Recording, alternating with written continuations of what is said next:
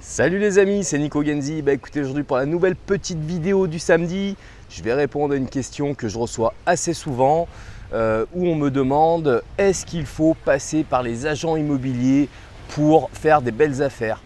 Voilà, les messages en substance que je reçois, c'est wow, putain Nico, t'imagines les agents immobiliers, ils prennent 10 000, 15 000, 20 000 euros de commission. Si j'arrive à voir le propriétaire en direct, c'est de la marge en plus dans ma poche. Alors j'ai envie de vous dire, oui, très clairement, ça peut être de la marge en plus dans votre poche.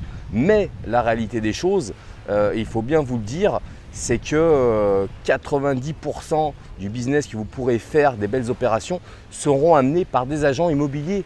Voilà, ce sont eux qui sont au cœur du business, ce sont eux qui sont dans le terrain et qui vont sourcer les bonnes informations. Et bien souvent, quand vous voyez les annonces de propriétaires qui vendent en direct, et je vous laisse le loisir de vraiment vérifier ça, vous verrez que bien souvent ils sont même plus chers que des produits en agence. Parce que justement le propriétaire qui veut vendre en direct a un petit peu cette même démarche intellectuelle de se dire « Waouh, non, je vais m'économiser là comme agence, il faut que je l'ai dans ma poche ». Donc voilà, il va se mettre forcément sur le prix fort du marché. Donc pour faire simple, oui, bien sûr qu'il faut bosser avec les agents immobiliers, ça c'est une certitude. Comme je vous dis, moi c'était 90% du business qui était amené par des agents immobiliers. Alors ce ne sont pas les seuls, bien sûr que des particuliers, des commerçants, beaucoup de personnes sont à même de vous proposer des dossiers qui sont peut-être pas forcément encore sur le marché. Et bien sûr que ça reste des super bons dossiers, mais très clairement les agents immobiliers peuvent vous amener des très très bons dossiers.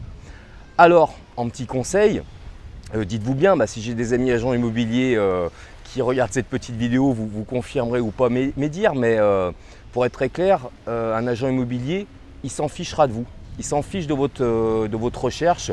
Ce n'est pas son but, ce n'est pas son job de répondre à votre demande qui va être finalement la même recherche que des dizaines, voire des centaines d'autres investisseurs ou d'autres personnes qui veulent investir dans une résidence principale.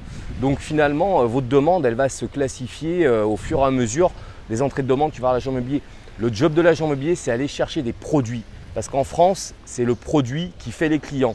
Donc, mon petit conseil, si vous voulez que ça se passe bien avec des agents immobiliers, c'est qu'il va falloir créer une relation un petit peu privilégiée avec ces agents immobiliers.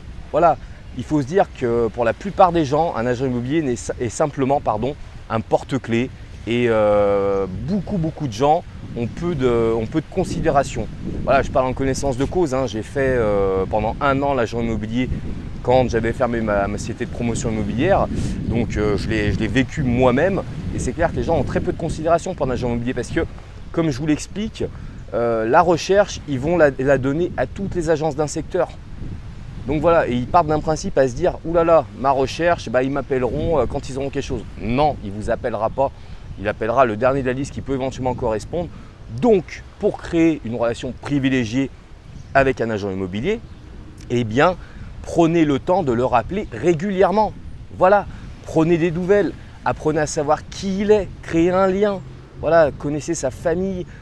Si vous l'appelez par exemple tous les 10 jours, tous les 15 jours, il n'a pas de business pour vous, c'est pas grave. Comment va la famille? Comment vont les affaires? Est-ce que ça va bien? Je me permettrai de te rappeler dans une quinzaine de jours, faire un petit peu le point. Et il suffit que 48 heures avant votre appel, il soit sur une estimation d'un bien qui peut vous correspondre. Vous allez repasser tout en haut de la liste de demandes. Donc voilà mes amis, dites-vous bien, agent immobilier, oui, il faut travailler avec eux.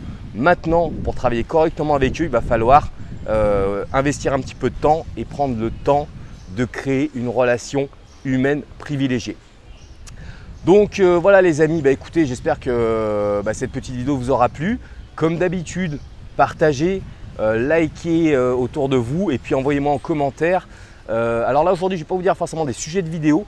Simplement, dites-moi en commentaire si ça vous plairait que là sur décembre, j'organise un petit atelier sur les opérations qu'on peut faire comme un marchand de biens en tant que particulier. Donc voilà, dites-moi en commentaire si ça peut vous brancher. Comme ça, je réfléchis à peut-être organiser ça sur décembre.